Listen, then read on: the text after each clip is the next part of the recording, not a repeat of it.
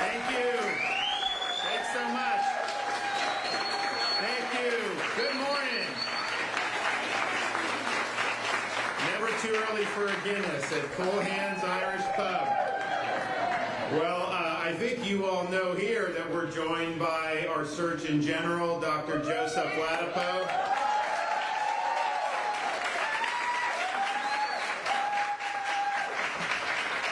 We're also going to hear from Mary Jane, and we have the other sisters here, so thank you all for hosting us. We have Tia Bess, who's going to also speak with us.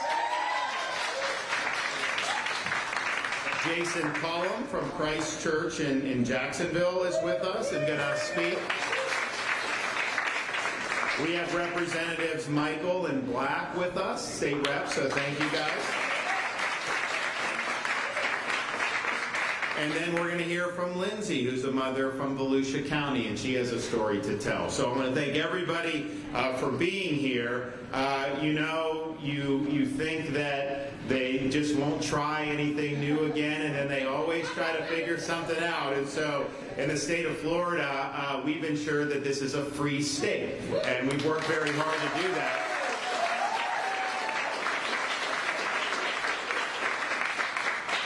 And there was a lot of hysteria. There's a lot of things that were done over many years with respect to the COVID-19. Of course, we really wanted to lift people up, and you look at places like Cool Hands has now done very well as a result of that, but that was what we did in Florida, cutting against the grain of the elites. It was cutting against what a lot of the, quote, experts were saying, the bureaucrats, both White Houses of the last two administrations, the media, and we stood for people's children and businesses and ability to earn a living, the ability to decline taking a COVID vax if you don't want to do that. And so all these things were very, very important.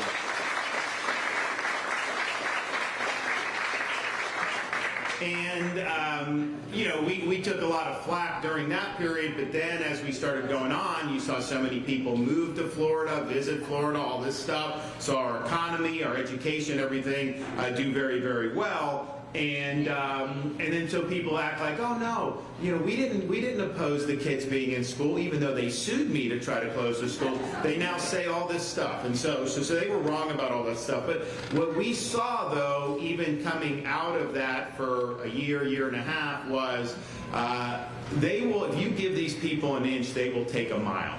And so in Florida, not only did we stand in the fight when it was happening, but we've enacted permanent protections against these policies now and in the future for Floridians, and that is really, really important. And so you as a parent can send your kid to school, and the school can't force them to wear a muzzle all day. They're allowed to breathe.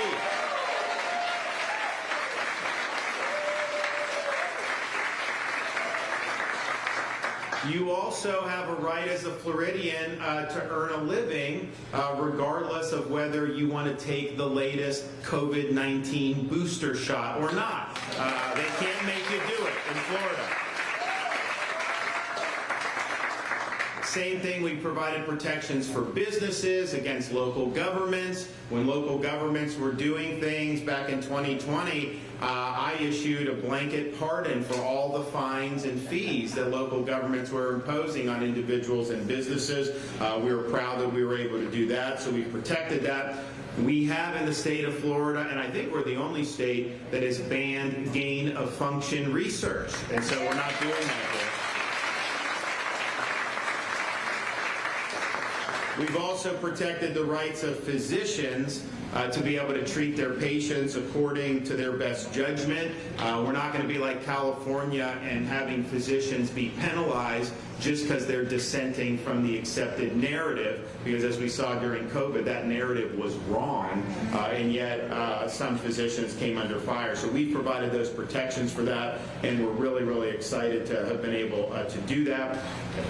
So that's great. But when we did all that stuff, people were saying, oh, this is over, they're not gonna do this again. And first of all, I know these people. I know what they will do. I knew that they would try to do. So now we're in a situation where you start to see around the country Kids being kept out of school, like Kentucky had a school closure over COVID. You have forced masking of school children in different states around this country. You have colleges imposing booster shot mandates on college students, still going on in this country. You have people like Dr. Fauci who are still trying to defend mask mandates and lockdowns even after we've seen all this evidence. You also see how they're treating healthcare workers. They even did in Maryland, there was a school district that had the KN95 mask required for school children, sitting there all day doing this. And so they are trying to do this again, and what we in the state of Florida will say is, no, we are not letting you get away with it again.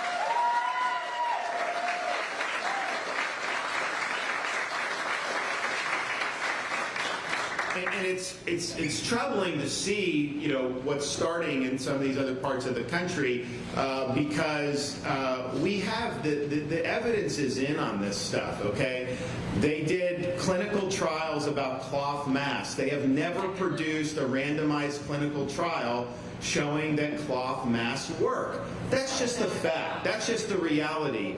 And yet to try to force a 6-year-old to have to wear this mask all day in some jurisdictions around this country, you know, that's a disgrace. Forcing healthy college students to take mRNA COVID booster shots when we know the data on this, these booster shots is, the efficacy is probably negative. Joe can talk a little bit about that. And you have side effects, especially with the young healthy people. Why would they be mandating this? And incidentally, universities like Harvard, they don't mandate the faculty take the booster shots, just the student. You've got to be kidding me. And so we see all this stuff, and we see that they are not following the science. They are trying to follow a narrative. They are trying to follow an agenda. I can tell you here in Florida, we did not and we will not allow the dystopian visions of paranoid hypochondriacs control our health policies, let alone our state.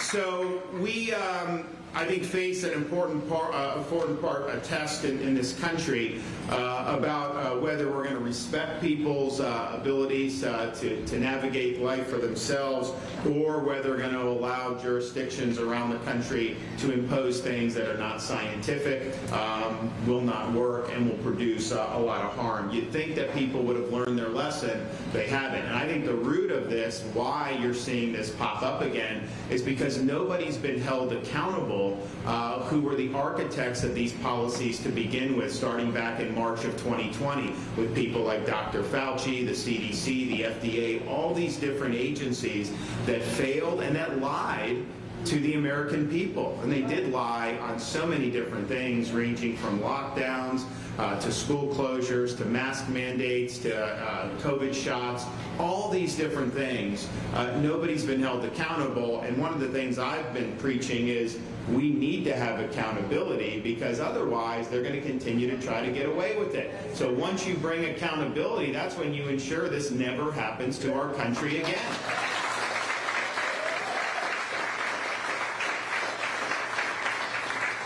So I just want to thank the members of the legislature for stepping up over the last year or two to enact these protections for Floridians. You have a civil right in Florida now to breathe fresh air. No one can force you to muzzle yourself against your consent. And as much as I think it doesn't work, I mean, some people choose, like, look, it is what it is. But nobody can force you to do it, whether you're coming to a restaurant, whether you're going to a government building, universities, none of that stuff. So that's really important. Our school kids are going to be able to learn in a productive environment because of the protections we've done. We have done protections for people so they don't lose their jobs based on vax mandates that we've seen some of the companies try to do and are still doing in other parts of the country. And that's been very meaningful for tens of thousands of Floridians. We're also the only state that has pursued an investigation into the adverse effects of COVID-19 shots, particularly these booster shots. So there's a statewide grand jury that's impaneled right now, and look, it's secret, so I don't know what's going on, but it's looking into all the misrepresentations, everything that they told us about all this, and how that didn't end up becoming true, and how they haven't been honest about how this has actually affected people in the real world. So we're happy to take that leadership role. I was hoping we wouldn't have to be here sounding the alarm on things like this, but this is just, they think that they did the right thing with all these lockdown policies. That's the scary thing. After watching how all this has unfolded, after seeing how people have flooded into this state in Florida and left those lockdown jurisdictions, and how some of these cities have just decayed. San Francisco, there's a lot of problems there, don't get me wrong, but a lot of the real serious downward descent started when they locked down all the businesses for months and months and months, and a lot of those businesses went out of business, kids were locked out of school, and yes, the crime and all that really started to take off, but this was an important factor in seeing how that city has descended, and I think you've seen that in other parts of the country, so we cannot let this happen to our country again. Florida's the bulwark, we're standing strong, we're going to make sure that people, that this remains a free state, and it's not just me saying that, it's not just me promising that, we've delivered the protections that guarantee that for each and every Floridian.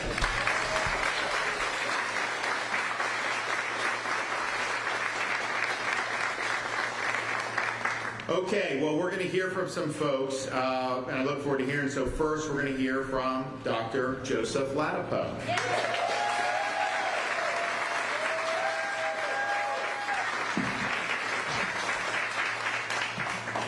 Hello, everyone. Hey, I'm going to take a look. I just want to make sure I have this right. Okay, mandate freedom. So, the governor chose that.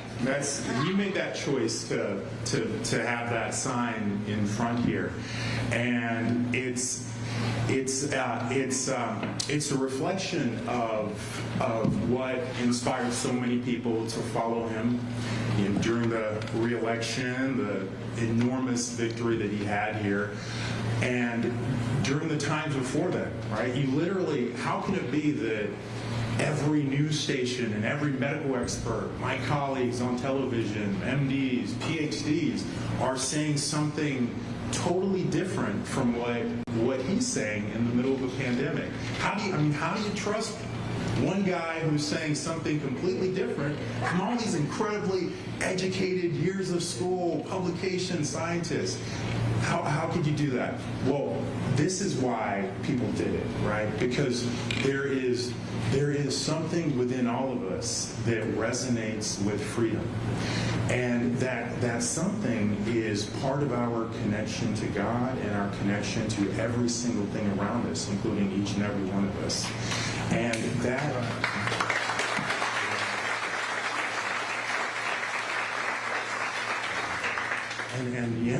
And that, I'm like, really, he deserves the claps,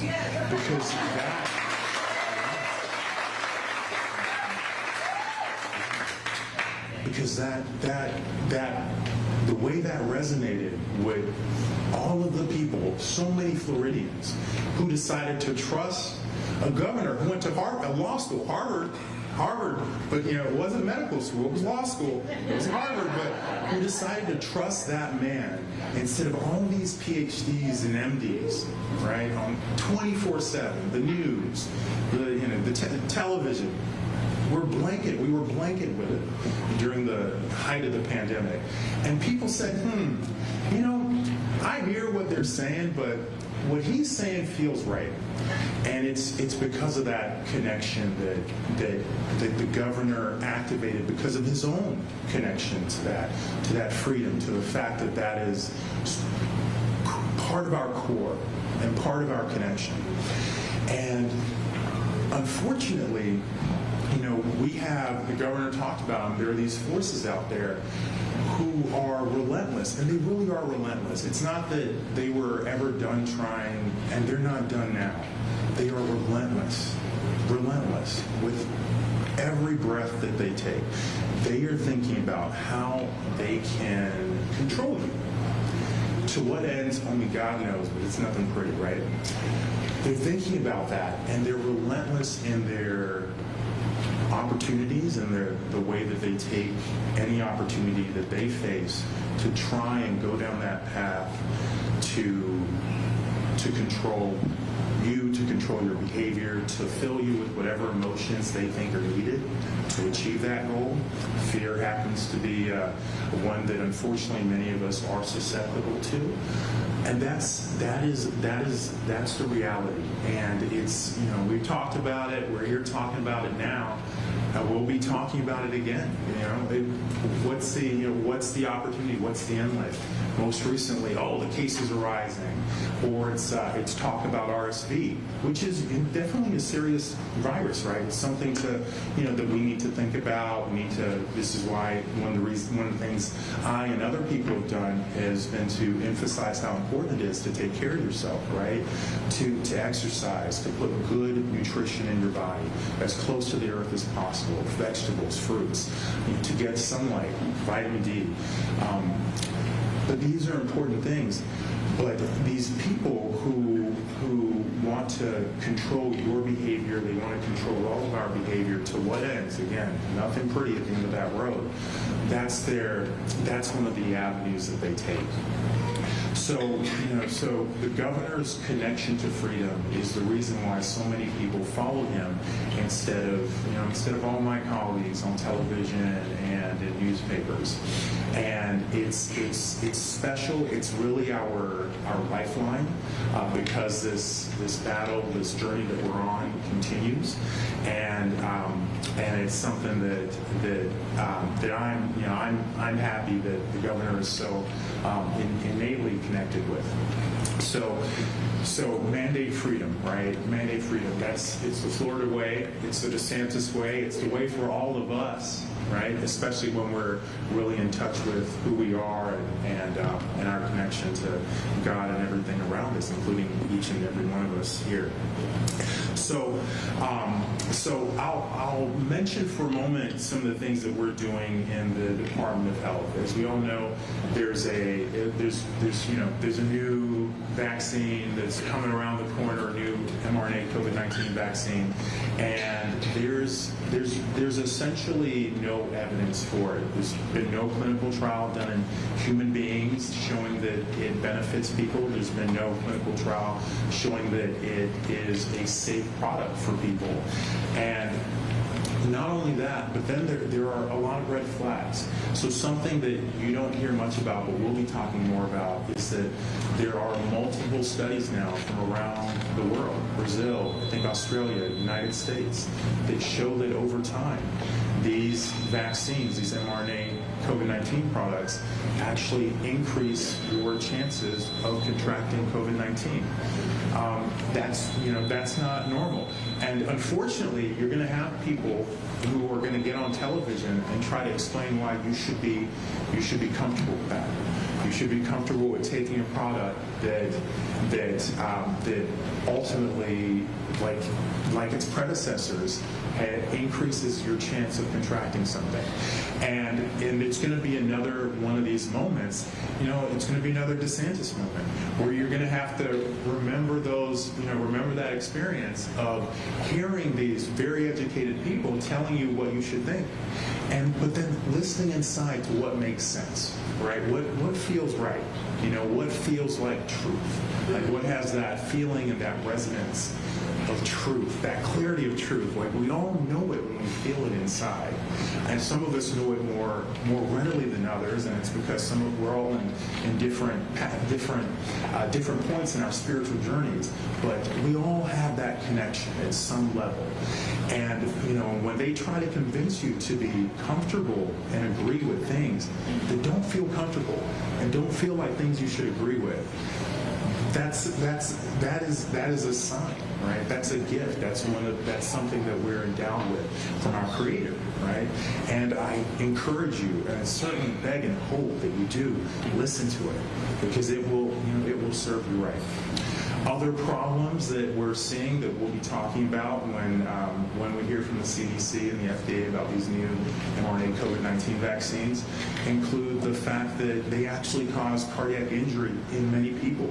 And the magnitude of that cardiac injury, it's beyond cardiomyocarditis that leads to hospitalization. We call it subclinical myocarditis. Its clinical significance is really unknown. I mean, in a perfect world, hopefully it won't be a big deal, but we don't know. And it's unsafe and it's truly irresponsible for FDA, CDC, and others to be championing something like that when we don't know the implications of it. It's probably on the order of somewhere between 3 and 5 and 100 people that have evidence of this. Maybe it's even higher. And it's just completely irresponsible to be pushing something like that. And then I think just a few weeks ago, a new study came out that showed that spike protein, that harmless spike protein, as the CDC declared, in some people it apparently appears to be floating around your body for months. There was a recent study that showed that it was detectable 6 months later in some people. Does that feel like something that feels right? You take a product today and like months later it's still floating around your body. If it doesn't feel right to you, I think that's good, because it's not right. You have a sovereignty over your body and what you put in it, and you have intuition about what the right thing is, or the difference at least between right and wrong. So great to see you all here today, and God bless you all. Love you all.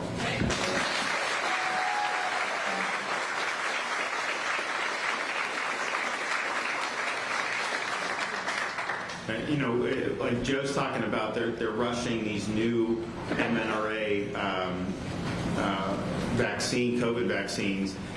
They're not even doing the trials necessary, and the FDA and CDC, they basically become an arm of big pharma. And so this is a way, pharma will make more money if this thing is approved, and then they start pushing it on everybody, but that's not what should drive health decisions, how much money goes to big pharma. It should be what's best for the American people. And that's why the medical swamp needs to be cleared out up in Washington, D.C., and you need to start telling the truth here. All right, Mary Jane Coolhand.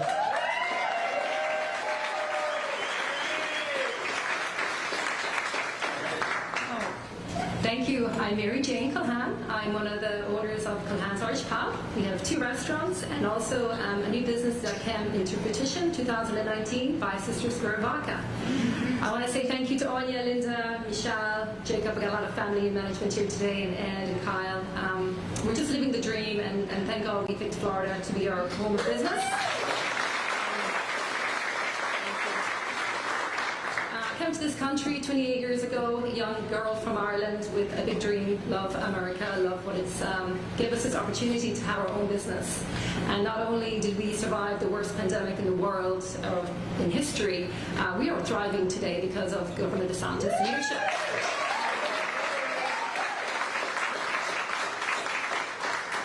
When the pandemic happened, believe it or not, it was St. Patrick's Day 3 years ago at 5 o'clock. We were told to shut the doors. It was horrific. The fear, the unknown. But after a few weeks, we got word that DeSantis was going to give us occupancy, meaning we could open up slowly and gradually, and that allowed us to be open and to keep our employees in business as well and be able to take care of our families. We're 4 sisters, but we also have kids to take care of, livelihoods, and we put every dollar into this business. We actually purchased this building right before the pandemic, and that was the scariest thing because that was our homes on the line. And but thank you, DeSantis, for saving our livelihoods and our families. And thank God that we have a great leader just to keep us going through this journey. Other than that, I'm just excited that we're all here and that we're thriving, and business can only get better under DeSantis' leadership. So again, thank you all.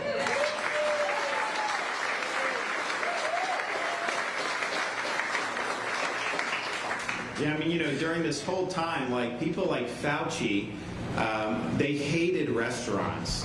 They didn't think anyone should be able to eat in a restaurant. And I'm just thinking to myself, first of all, it wasn't true that somehow restaurants were so bad. That's what they said. But Florida showed, as these people got on their feet and were doing, it was fine, right?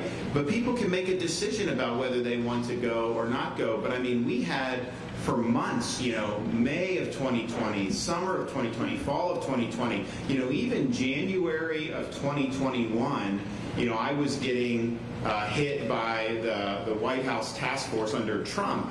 This wasn't even Biden, this was Trump. January of 2021, weeks before he left office, they were sending us missives to Florida saying impose a mask mandate and close bars and restaurants and businesses. And that's what they were pushing.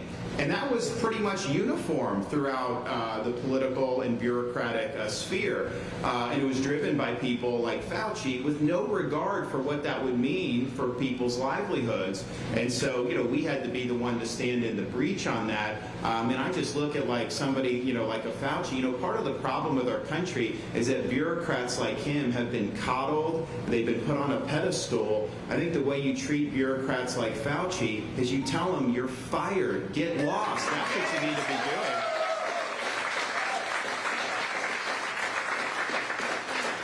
Okay, Tia Bess.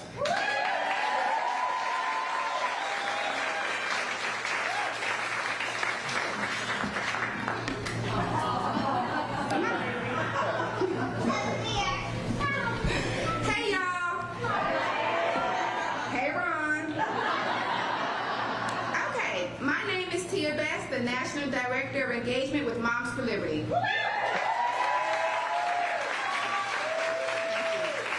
I am unmasked, unvaccinated, and unapologetic.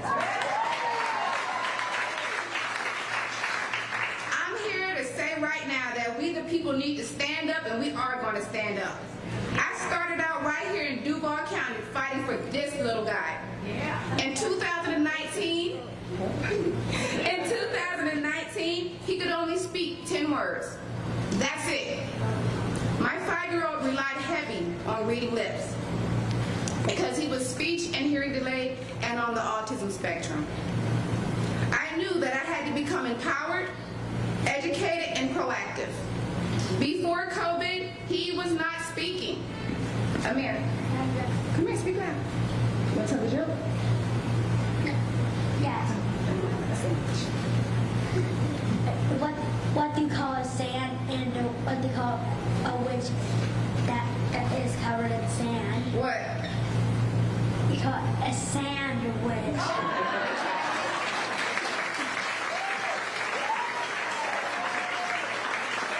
That is why I fight for my son.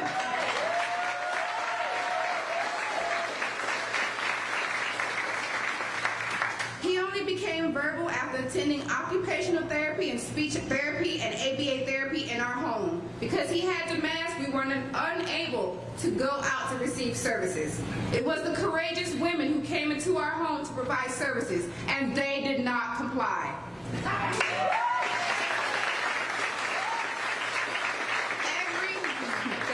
Everywhere I went in Duval County, I had to stop and explain why my son wasn't able to wear a mask. I have a trespassing warning at Walmart, the neighborhood Walmart, for getting milk because my son and I are not wearing a mask and we will not comply.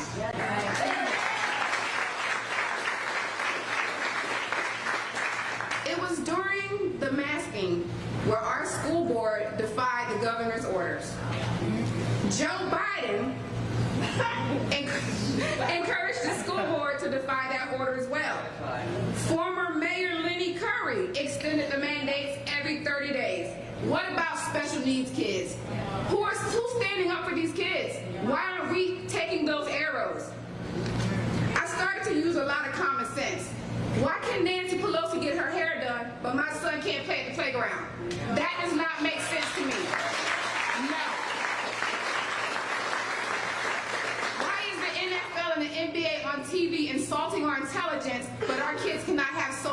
distractions. No.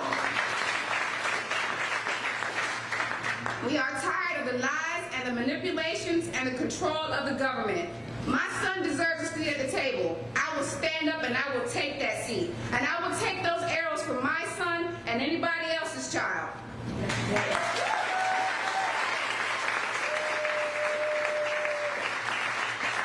Now here's the good part. One of those arrows is right here in Duval County. Former school board member Elizabeth Anderson. Hey Liz. Referred to me and my son as a token because I am standing up for my son. My parental involvement knows no skin color.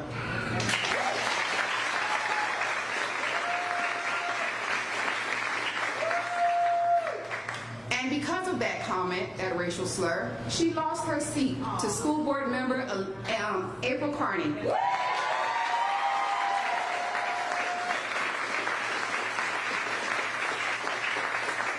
as I tell you today, it takes one person.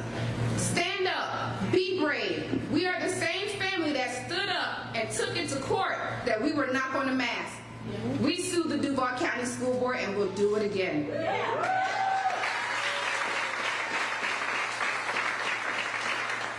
Need to worry about no science. I have the Tuskegee experiment of 1932 that was done to my people, and I'm going to stand up and not let history repeat itself.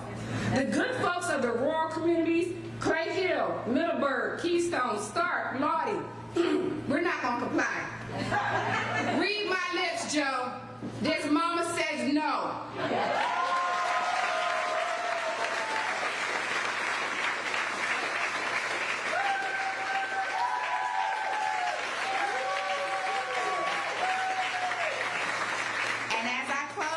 Let me quote the words of Jason Aldean. Try that in a small town.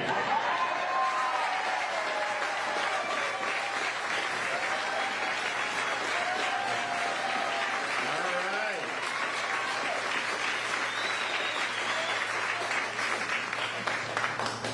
Well, someone ate their Wheaties this morning. All right, so from Volusia County, joining us is Lindsay to tell her story.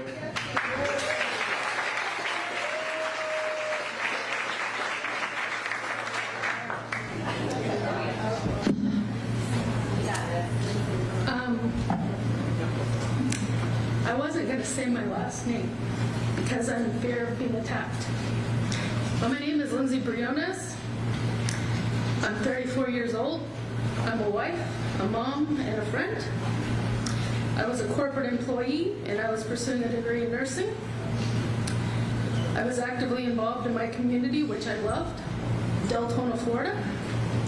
I rescued dogs, cats, and an entire assortment of animals. I've even been featured on the Dodo 5 times.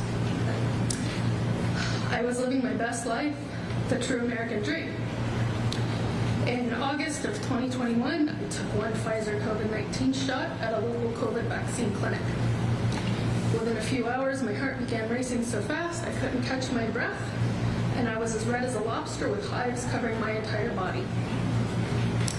I went to a local hospital where I was told I was having a severe reaction to the vaccine as well as SVT. And for those who don't know what that is, it's supraventricular tachycardia, which can be very debilitating at times. As the days went by, I went through a battery of tests with cardiologists and electrophysiology specialists. My cardiologist urged me do not get a second vaccine because he does not know what is in it. Within a 4-month period of time, I went into ventricular tachycardia 7 times and ventricular fibrillation 1 time, which resulted in a defibrillator being surgically placed in my chest to essentially keep me alive in the event I go into sudden cardiac arrest. Again, I am 35 now. I was 34. Now, 2 long years later, my red blood cells are exploding. My vessels are exploding, causing strange marks across various parts of my body. I have one on my face, all over my trunk. My D-dimer is at a 400%. My hematologist can't identify the name for this new symptom or the reason why my D-dimer is that high or why my blood cells are exploding. have extreme headaches that are debilitating at times. I cannot function.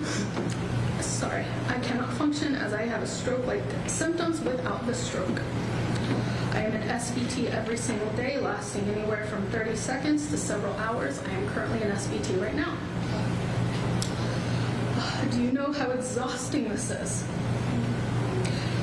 Do you know what it's like being given adenosine? It's a medication that makes you feel like you're dying as it restarts your heart rhythm. My heart rate goes as high as 238 beats per minute. I will go through at least 4 AICD devices in my chest by the time I am 85, if I even make it. Each device costs $350,000. That does not include the cost of the hospital stay, the physician cost for numerous doctors, nor anything else associated with the illness caused by this vaccine. Again, I only took one. This is a lifelong battle. I am exhausted. My body is tired, my mind is tired, my family is tired, and my husband in the back is tired. I no longer enjoy my life, and I wish this roller coaster would end. I want my life back, but will live with this illness for the rest of my life due to this vaccine. I will never be able to ride a roller coaster again, which is one of my favorite pastimes. I will never be able to go through an airport security line or any security line normally again. I will never be able to live a normal life again, what I am used to. I can't even have chocolate nor caffeine as I go into an arrangement of various arrhythmias. Before this vaccine, I was pretty healthy, active, and living my best life. Even being a full-figured woman, I was still healthy and active. Since this vaccine, my marriage is suffering, my child is suffering as I am unable to do basic everyday things that I used to. Will I even live to see my daughter grow up or even get married? Will my marriage withstand years of burdensome medical visits and bills that have overrun every single aspect of our family's life? I have lost my job due to constant absences due to my new disability. I lost my job 6 weeks ago. My regular income has now been replaced with mounting medical bills, doctor visits, pharmacy lines, and hospital stays. Please understand, I am not anti-vaccine. I am anti-COVID vaccine based solely on my own life experience. I am afraid to speak out, as I know I will be harassed, sent threats, and be ridiculed for speaking out about what happened to me. I don't care, bring it.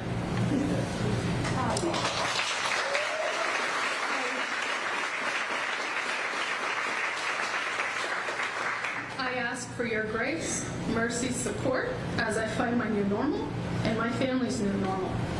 I ask that you please put politics aside and listen to our stories. Hear us. Just because you got the vaccine and are okay doesn't mean that there are those of us who have not sustained lifelong debilitating health issues. For those who are suffering silently, I urge you to join me in telling your story. We can't change the events that led us here, but we can change where we go from here.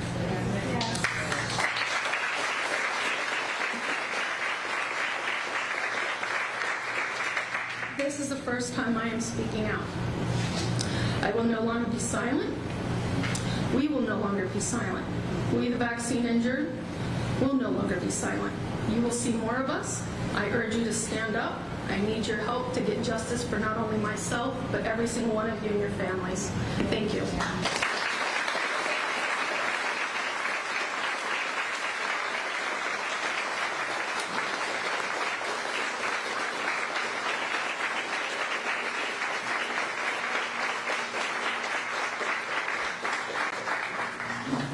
Thank you, Lindsay, for sharing that very difficult story. Okay, we've got Jason Cullum from Christ Church here in Jacksonville.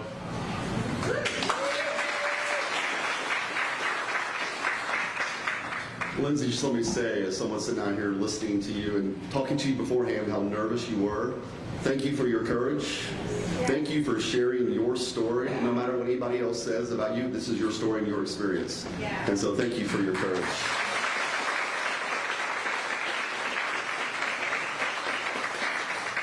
And Governor, I want to say thank you to you. Something you may not even remember.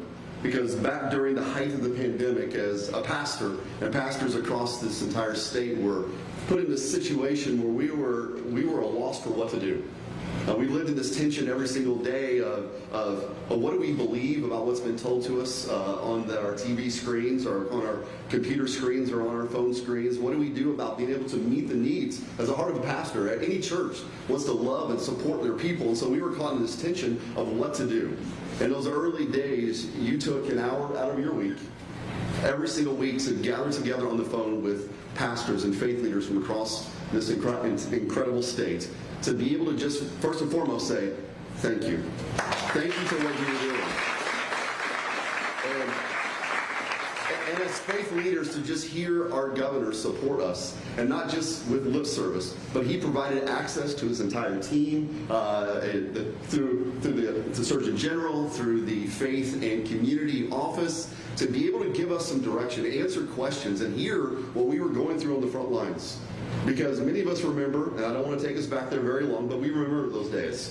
Those days were not easy. In those early days, we were dealing with incredible losses. A loss of freedom, a loss of normalcy, a loss of unity. We were dealing with losses where weddings were being put on hold. Jobs were being transferred home or being lost. I had a son who was a senior in high school, who lost his senior year. Who lost that graduation experience, that senior prom moment. And so we were dealing with incredible losses. But I was so grateful to know that behind me and all the other faith leaders across the state, we had a governor who was supporting the faith institutions. And so thank you. Thank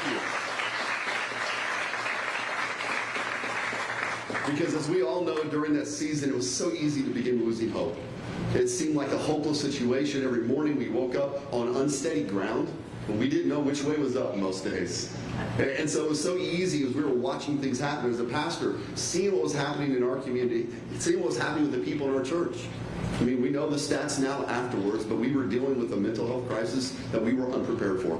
We were dealing with addiction issues. We were dealing with marital issues. We were dealing with a young generation who were now thrust in the middle of this chaos as their world was turned upside down. And so hope was being lost. And so to be able to open our doors as a church and to be able to invite people in so they could have human contact and to be able to be reminded every single week of the hope that we have in Jesus Christ, we needed that.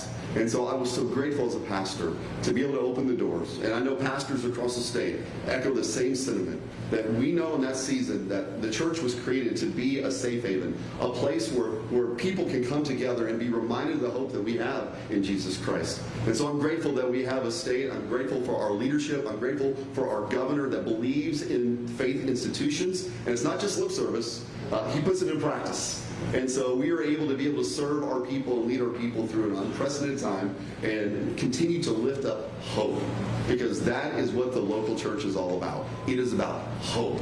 And so thank you, Governor, for allowing us to be able to do that.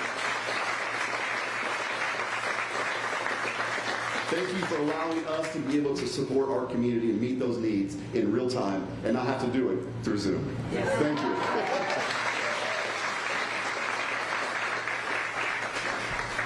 Yeah, I mean, you had across the country, there were states closing churches, and then even in Florida in those early days, some of the local governments going after churches. So I did an executive order say you have a right to worship. Local government can't take that away from you. I mean, come on. So I want to thank everybody who's come.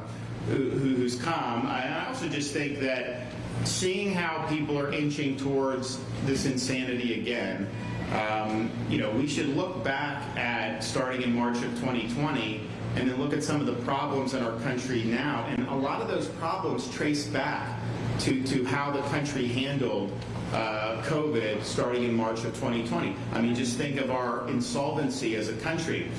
Starting March of 2020, they added 2.2 trillion in March of 2020, another 2.2 trillion to the debt in December of 2020. Then Biden did another 2 trillion in March of 2021, and then he did other. So you're talking about $6-7 trillion that did not need to be added to the debt that have been added to the debt. So now we're 32+ trillion in debt when we should be a lot less. Like in Florida, since I've been governor, we've paid down 25% of our state's debt. So it's fiscally, I think, has been a total catastrophe about how the federal government responded. And then when you borrow and print that much money, it is going to lead to inflation. That's just economics 101. The idea that you can just print yourself to prosperity with no ramifications is ridiculous. Of course that was going to happen. So everything people have seen over these last couple years all goes back to those decisions to crank the printing presses, borrow and spend untold trillions of dollars. I mean, it took this country 200 years to rack up $6 trillion in debt. And yet just since COVID, there's been another $6 trillion, and more probably now, since then. And then just think about how that's affected families. It's actually been fine for the people in and around D.C. They do very well when you have the debt and all this stuff. You have 5 of the 8 wealthiest counties in our country are suburbs of Washington, D.C. now. So, why are they that way? It's because the political connection and all the money that's thrown around. But what has that meant for people outside of that? I mean, it's meant that buying a home is unaffordable for a lot of families now. Buying a car is unaffordable. Even the groceries, you got to go and you got to make decisions about what you can even put in or not because of how expensive it is. And then now you've got gas going up. Probably going to end up hitting $4 a gallon soon. It's between in parts of Florida, it's $3.50, $3.60. I'm saying probably even higher in some other parts. Other states, it's probably already over $4. Now Biden's closing off Alaska for oil production. So you're putting us on a pathway where people are going to be paying $4, $5, $6 a gallon for gas. How is that helping people be able to make ends meet? So there's a lot of things that have really, I think the whole COVID experience in Florida, we were obviously a counterweight to this, but overall in our country, it was like the biggest transfer of wealth from small businesses and working Americans to the government and some big companies like Amazon and Facebook. That is not good policy. That is not what you want to do. So we've got to just be honest about some of the cataclysmic mistakes that were made in this country, and we cannot allow this to unfold again. So, it may just be, just one district is imposing mask mandates. Why in Florida we're protected? Why should we care? We care because it's wrong. We care because we want people to be able to live a good life. And as we see this stuff being orchestrated, trying to shove down people's throats, there needs to be pushback, because there wasn't pushback back in March of 2020. I can tell you, as somebody that pushed back, I was on an island. I didn't have a lot of people support me. I certainly didn't have the bureaucracy, the media, the left, the Democrats, but even a lot of Republicans were attacking me, at the time. That's fine. I mean, my job as a leader is to do what's right. But there were a lot of people that I think wish that they would have spoke up sooner. And so now we're going to speak up. If they try coming for you on any of this stuff in the state of Florida, you are protected, and so you don't have to worry about it. But if you're in another jurisdiction, do not comply with this nonsense. Stand up for your rights and stand up for yourself.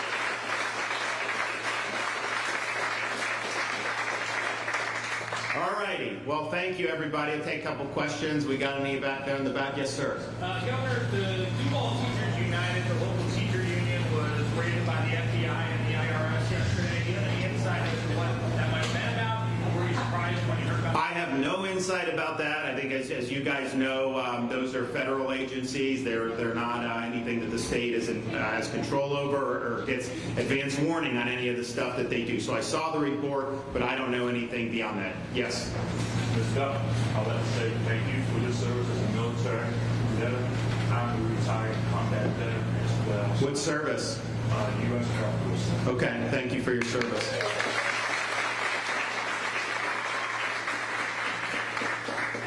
say I'm here today because I'm one of the Americans who do not agree with all the policies. I feel that you have enacted policies that hurt people like myself, people that I love, the men and women who are my children. You have allowed weapons to be put on the street in the hands of immature, hateful people that have caused the deaths of the people who were murdered a couple weeks ago. Trayvon Martin was not the first. So first of all, I did not allow anything with that. Well, listen, excuse me. I'm not going to let you accuse me of committing criminal activity. I am not going to take that. I am not going to take that. So you should, you want to have a civil conversation, that's one thing. Try to say that I'm letting, that guy was Baker acted. He should have been ruled ineligible, but they didn't involuntarily commit him, and so they. Please allow me. No. There is the truth. There is something about the truth. It's not everyone doesn't have their own truth. No. You don't get to come here and blame me for some madman. That is not appropriate, and I'm not going to accept it. You have allowed people to hunt people like me. Oh, that is nonsense. That is such nonsense. We've done more to support law enforcement in this state than anybody throughout the United States. Our crime rate in Florida is at a 50-year low. We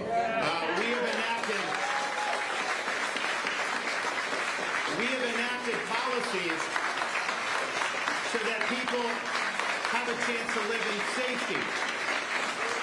We have attracted people to come to this state in large part because we've had a commitment to public safety. So the notion that somehow we're not supportive of safety is absurd. And we've put our money where our mouth is. We've put support behind policies to hold people accountable who hurt other people. You haven't seen us releasing people from prison. When they hurt, when you do the crime, you do the time.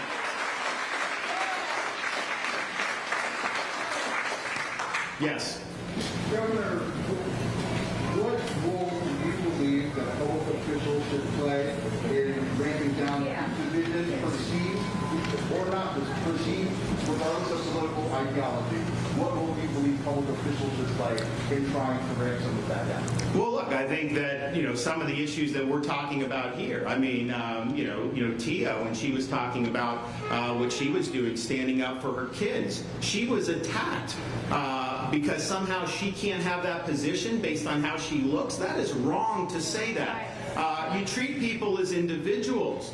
You want to lift people up as individuals, and that's how people should be judged. And on these issues, on all this, you know who the mandates hurt the most? It did not hurt the rich laptop class. They liked working in their pajamas, right? It hurts people who had to actually show up to work in order to earn that paycheck. And those are the people we stood up for in Florida when nobody was willing to do it. So doing what's right and doing what's best for folks to be able to make the most of their God-given ability, that's what we stand for, and that's what we've got to do. Yes, ma'am, one more. In light of the new vaccines that are being talked about and the mandates that have been put in place in certain states already recently, are the executive orders that you put in place at the beginning of COVID, are those still in effect, or what further or more legislation would you need to enact to give? Oh, no, so that's a great question. So what would Florida need to do to protect? First of all, yes, we did do executive orders early on to protect people, but we have worked with the legislature to enact these protections into law. So it's law in the state of Florida. It doesn't matter. It's law in the state of Florida that kids can go to school. The school cannot force your kid to wear a mask during school. I mean, that's just the right thing to do. So that's a parent's choice. We had to fight. Tia mentioned how they defied us on the Parents' Bill of Rights. We signed that, and then we said, I did an order saying, that means that parents determine the mask or not mask. So we went to court, we won that, and everything's fine.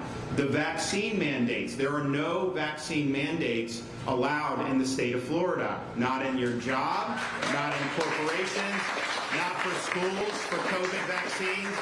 None of that. That's in law. You don't have to worry about that. Businesses protected against local government overreach. I did do executive orders to protect them under the time, but that's done to protect now going forward. So these are really strong protections. I think we're the only state in the country that has the protections for school children, protections against the COVID vax mandates, protections for small businesses, and the ban of gain-of-function research. We're the only state in the country that has done all of that, the whole kit and caboodle. So I'm really excited. What's that? You can get in nursing homes and long-term care facilities. We can get in them. Yes, yeah, exactly. Yeah. I didn't even see you. Good. Yes. Yeah, but these are things that with like the nursing homes.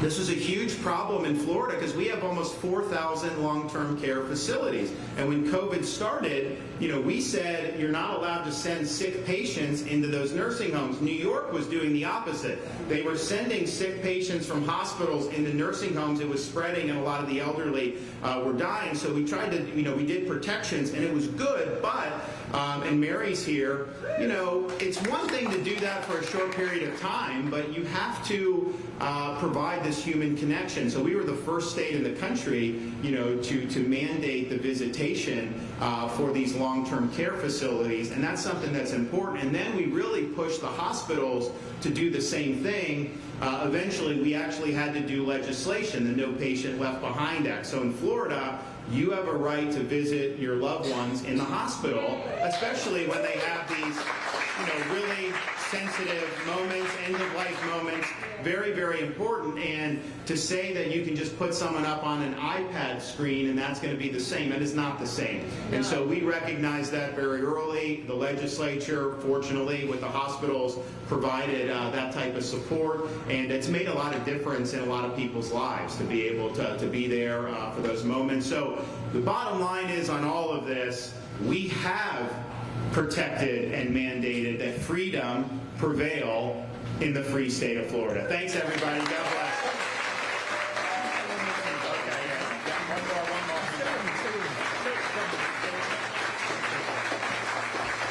Hey guys, I want to say one more thing because it's something that's really frustrated me. The gentleman that was speaking a moment ago, what he was saying. I mean, what happened here was tragic, and unfortunately, the gentleman was obviously, pardon me, I shouldn't call him a gentleman.